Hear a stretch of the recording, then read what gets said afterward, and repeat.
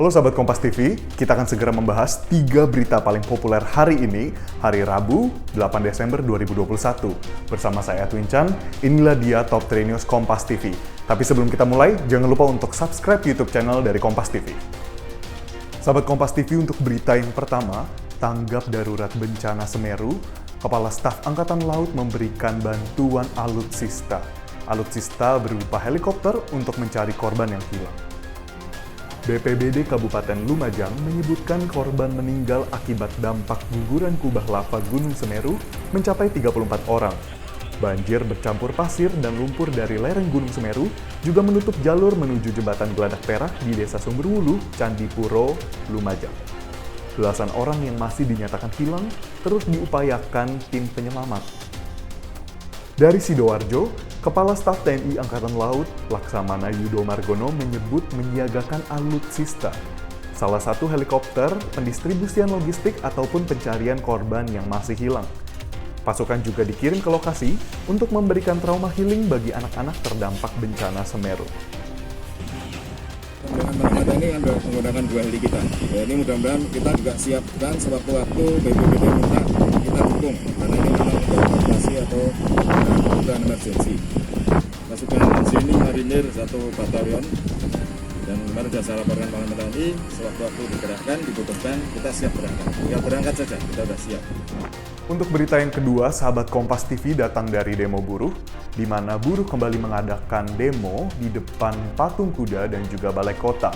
Buruh menuntut adanya revisi Upah Minimum Provinsi atau UMP hingga pencabutan Perpu Nomor 35 Tahun 2021 tentang pengupahan.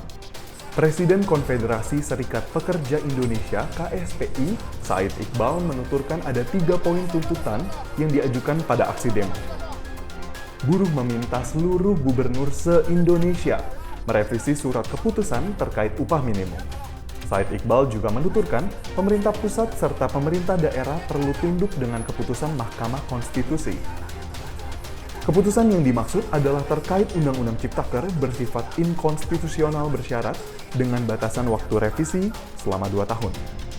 Tuntutan yang disampaikan adalah 3. Yang pertama, meminta seluruh gubernur di Indonesia merevisi SK upah minimum, baik UMP maupun UMK, karena bertentangan dengan keputusan Mahkamah Konstitusi Amar Putusan Butir nomor 7. Yang kedua adalah meminta pemerintah pusat untuk mencabut peraturan pemerintah atau PP nomor 36 tahun 2021 tentang pengupahan. Karena dalam amar putusan Mahkamah Konstitusi nomor 7 tersebut jelas dikatakan, menyatakan, menangguhkan tindakan garis miring kebijakan yang bersifat strategis dan berdampak luas, dan tidak boleh menerbitkan peraturan yang baru. Di dalam peraturan pemerintah nomor 36 tahun 2021 tentang pengupahan, pasal 4 ayat 2 jelas mengatakan kebijakan kenaikan upah minimum adalah keputusan strategis. Oleh karena itu, kami meminta pemerintah pusat tunduk kepada keputusan MK, cabut PP nomor 36 tahun 2021.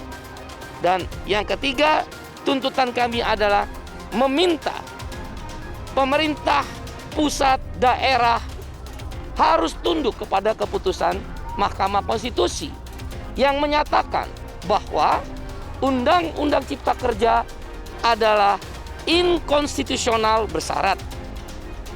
Dibutuhkan syarat waktu 2 tahun paling lama untuk memperbaiki prosedur dan tata cara pembentukan Undang-Undang Cipta Kerja dari nol. Kalau prosedurnya saja dimulai dari nol atau dari awal lagi, dengan demikian isi pasal-pasalnya tidak berlaku, khususnya yang strategis, garis miring, berdampak luas. Dengan demikian, kami meminta semua peraturan-peraturan turunan dari Undang-Undang Cipta Kerja dan isi pasal-pasal dalam Undang-Undang Cipta Kerja tidak boleh diterapkan. Berita yang terakhir, sahabat Kompas TV, mantan Sekretaris Umum Front Pembela Islam FPI, Munarman didakwa menggerakkan aktivitas terorisme. Dalam bacaan dakwaan di Pengadilan Negeri Jakarta Timur, Munarman didakwa melakukan percobaan serta membantu untuk melakukan tindak pidana terorisme dengan sengaja. Jaksa menduga aktivitas terorisme Munarman dilakukan sejak Januari hingga April tahun 2015. Atas tindakan tersebut, Munarman didakwa melanggar 3 pasal yang berhubungan dengan pemberantasan tindak pidana terorisme.